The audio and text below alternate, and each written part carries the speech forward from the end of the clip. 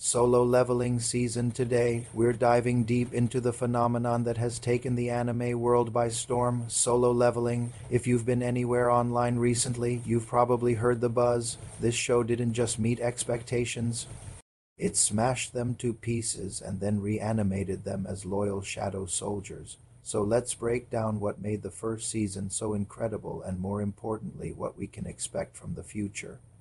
For those who are somehow still uninitiated, Solo Leveling, or Dake Level Up Nokken in Japanese, started as a hugely popular web novel and then became an even more popular webtoon, or manhwa. The story is set in a world where portals to other dimensions, called gates, have opened up, spewing out monsters to combat these threats.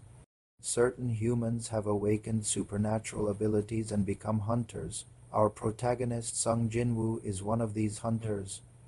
But there's a catch. He's known as the world's weakest hunter, an E-rank who barely survives even the lowest level dungeons. The first episode throws us right into the brutal reality of his life. We see him risking everything for pocket change to support his family, his body covered in scars from past encounters. This initial setup is crucial. It makes us feel for him, understand his desperation, and root for him from the very beginning. His weakness isn't just a label. It's a palpable struggle that defines his existence. Then comes the game changer, the Kartanon Temple, the infamous double dungeon. This is where the story truly kicks into high gear. The sheer terror and hopelessness of this dungeon are animated beautifully by A1 Pictures. The grotesque statues, the claustrophobic atmosphere, and the life or death decisions make for one of the most intense anime openings I've seen in a long time. It's here, after being betrayed and left for dead, that Sung Jin-Woo receives a mysterious opportunity. A holographic screen appears before him, offering him the chance to become a player in a secret program called the System. This is his turning point. By accepting, he gains the unique ability to level up, just like a video game character, something no other hunter can do. What follows is one of the most satisfying character progressions ever. We watch Jin-Woo go from the weakest to a certified powerhouse, but it's not an overnight transformation. The series brilliantly shows his grind, the daily quests, the penalty zones, the constant push to his physical and mental limits. It's raw and inspiring. We see the pain, the sweat, and the determination in every push-up, every squat, and every desperate fight for survival in an instance dungeon. This is what makes his power-ups feel so earned. He isn't just given strength. He bleeds for every single stat point. One of the highlights of the season is seeing how the world reacts to his growth. People who once looked down on him are now left in stunned silence. The re-evaluation scene where his E-rank monocrystals barely register, hiding his true, monstrous power, is pure genius. It builds this incredible dramatic irony where we, the audience, are in on his secret, watching him play the long game. And let's talk about the action. A1 Pictures deserves all the praise they're getting. The animation is fluid, dynamic, and just plain cool. Fights like the one against the giant serpent Kasaka, or the epic confrontation with the blood-red Commander Igris, are masterclasses in animation. Igris, in particular, was a moment fans were waiting for, and the anime delivered. The choreography, the weight of the impacts, the visual effects, it all comes together to create breathtaking spectacle. The sound design, with every slash and every impact, just elevates it to another level.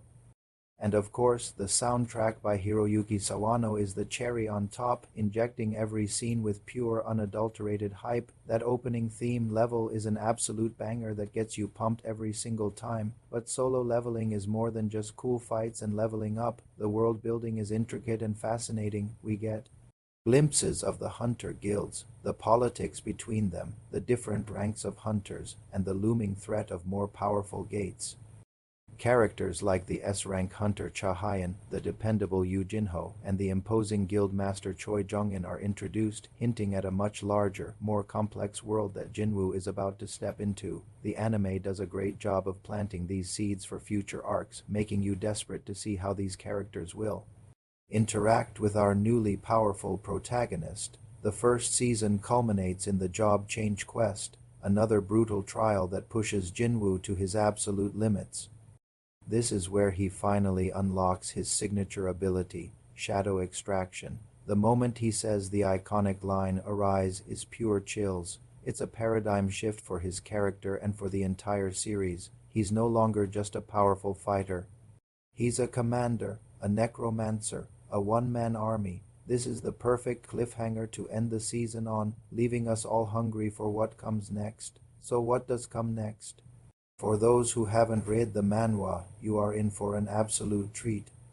If you thought Season 1 was hype, you haven't seen anything yet. The next major arc is the Jeju Island raid, and it is legendary. This arc introduces some of the most powerful and terrifying monsters we've seen yet, the ant monsters, led by their king. It is an S-rank level threat that will require the strongest hunters from Korea and Japan to team up. This is where the scale of solo leveling explodes. We'll get to see the true power of the S-rank hunters we've only heard about so far. We'll see massive guild-on-monster warfare, incredible strategies, and devastating losses. And of course, we'll get to see where Sung Jin-Woo fits into all of this. How will his newfound powers and his growing shadow army stack up against a national-level threat? I won't spoil the specifics, but let's just say his involvement will change the game entirely. The Jeju Island arc is packed with emotional moments, incredible action, and some of the most iconic panels from the entire manhwa. If the animation quality stays this high, it's going to be a cinematic masterpiece. Beyond Jeju Island, the story continues to expand. We'll delve deeper into the mystery of the system, the nature of the monarchs and rulers, and the truth behind why Jin-Woo was chosen. The world gets bigger, the stakes get higher, and the enemies get exponentially stronger. We'll meet new, powerful allies and even more fearsome foes. Sung Jin-Woo's journey is far from over. In many ways, it's just getting started. He has to navigate not just dungeons, but also the treacherous world of hunter politics, fame, and the responsibilities that come with his immense power. The confirmation of a second season, titled Arise from the Shadow, means the hype train doesn't have to stop. The studio knows they have a hit on their hands, and the fanbase is one of the most passionate out there. We can only hope they continue to give this story the love and attention it deserves. In conclusion, Solo Leveling's first season was a triumphant adaptation. It perfectly captured the essence of what made the manhwa so addictive: a compelling underdog story, a satisfying power progression, incredible world building, and jaw-dropping action. It's a masterclass in how to adapt a beloved source material. It respected the original while using the medium of animation to enhance the experience. For anyone who hasn't watched it yet, what are you waiting for? It's the ultimate power fantasy, executed to perfection. And for those of us who are all caught up, the wait for Season 2 is going to be tough, but knowing what's coming, it will absolutely be worth it. The age of the Shadow Monarch is upon us. What was your favorite moment from Season 1? Are you as hyped for the Jeju Island arc as I am? Let me know down in the comments below. I'd love to hear your thoughts. As always, thanks for watching. Don't forget to like, subscribe, and hit that notification bell so you don't miss our next video. See you next time.